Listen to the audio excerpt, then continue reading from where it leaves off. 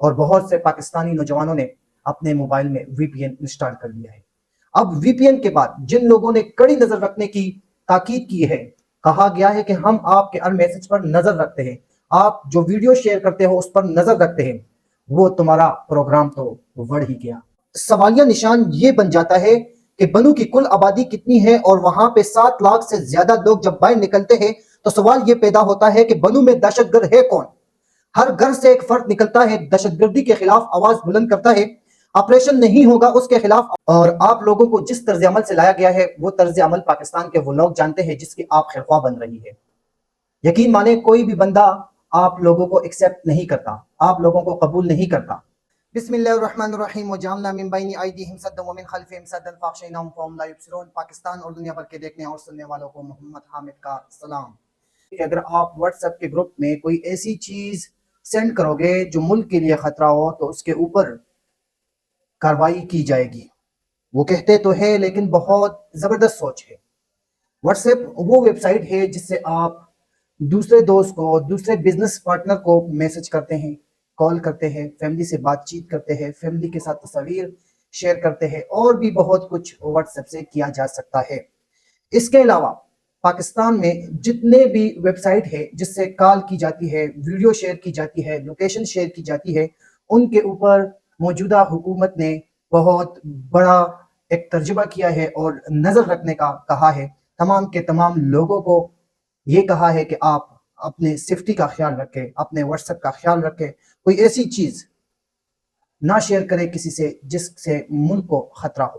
بہت اچھا کیا ہے۔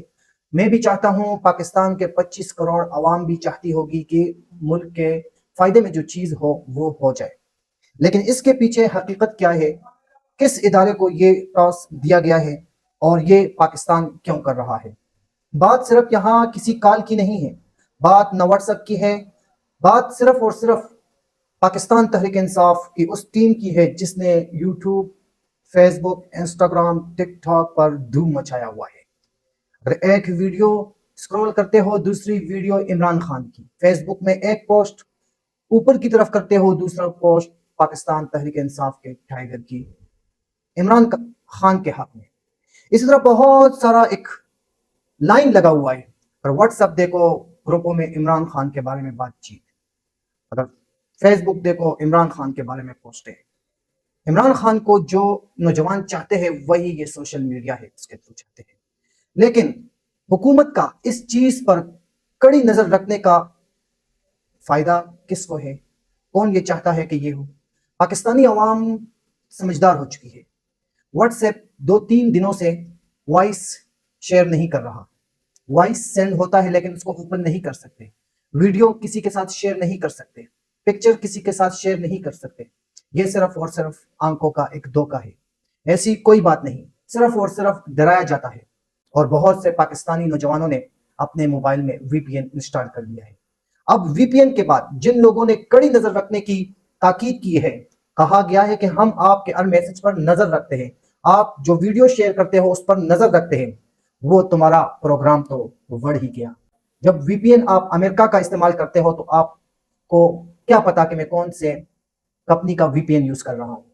آپ میں اتنی طاقت ہے کہ آپ اس کمپنی سے بات چیت کریں، جو ڈیٹا میں اس کے وی پی این پہ یوز کر رہا ہوں، استعمال کر رہا ہوں، وہ آپ کو میرا ڈیٹا دے یا کسی شہری کا ڈیٹا دے۔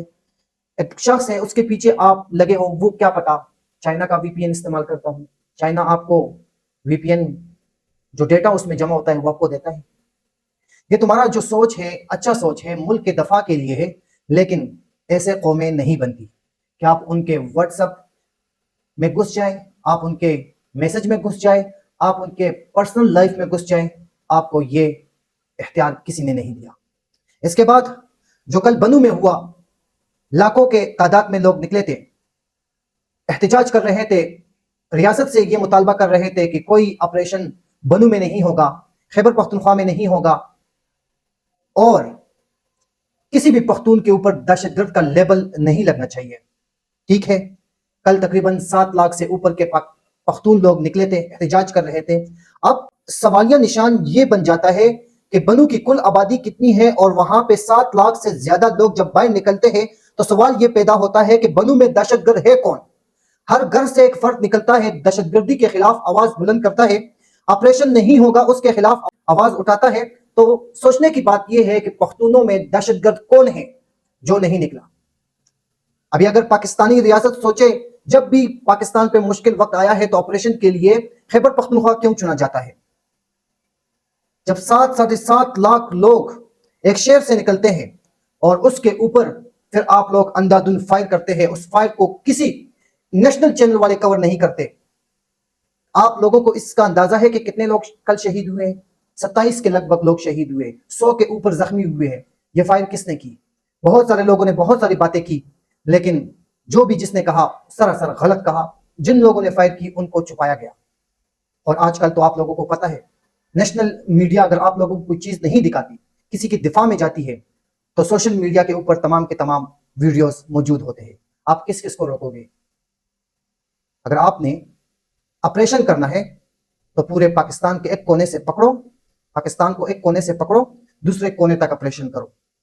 میں آپ کو یہی اسلام آباد کی بات بتاتا ہوں. جو بھی ایم این اے شہید ہوتا ہے، جو بھی بڑا مولانا شہید ہوتا ہے، جو بھی شخص شہید ہوتا ہے، وہ اسلام آباد کے روڈوں پہ شہید ہوتا ہے. تو آپ اسلام آباد میں کیوں آپریشن نہیں کرتے؟ مولانا سمیع الحق کو کہاں پہ شہید کر دیا گیا؟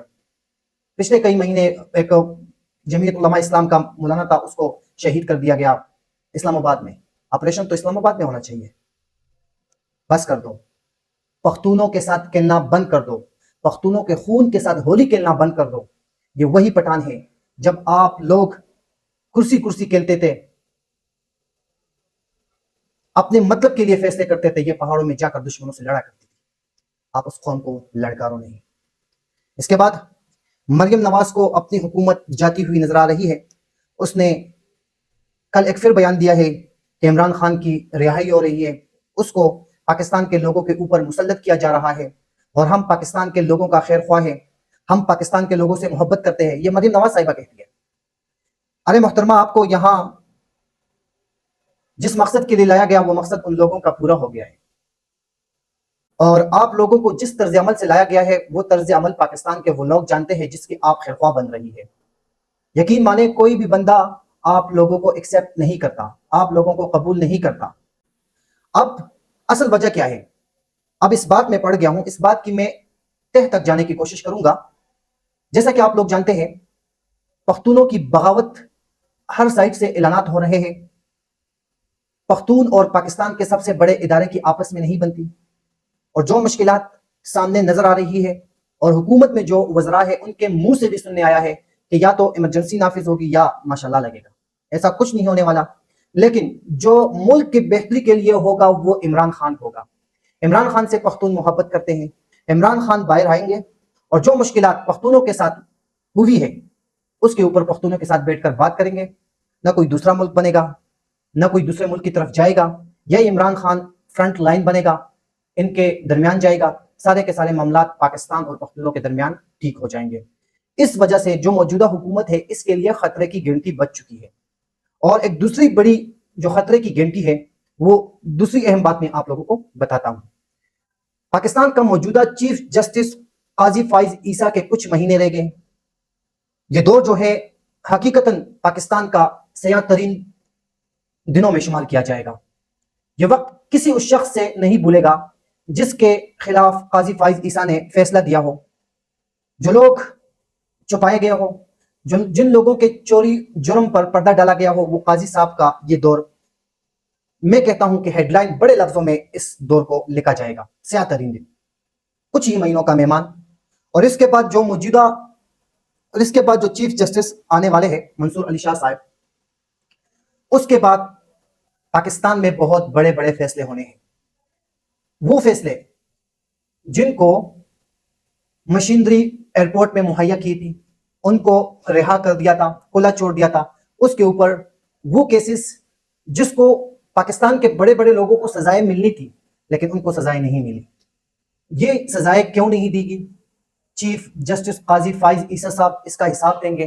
وہ تو آپ سب جانتے ہیں کہ کس وجہ سے جسٹس قاضی فائز عیسیٰ صاحب نے بہت سارے چوروں کو، بہت سارے پاکستان کے جو اندرونی معاملات میں انہوں نے انٹرفیئر کیا ہے، پاکستان کے معاملات کو جو خراب کیا ہے، آج جس کیٹیگری میں پاکستان کڑا ہے، جس پوزیشن میں پاکستان کڑا ہے، وہ آپ لوگ اگر حقیقتاً اس کے اندر گھس کے دیکھ لے تو آپ لوگ حیران ہو جائیں گے۔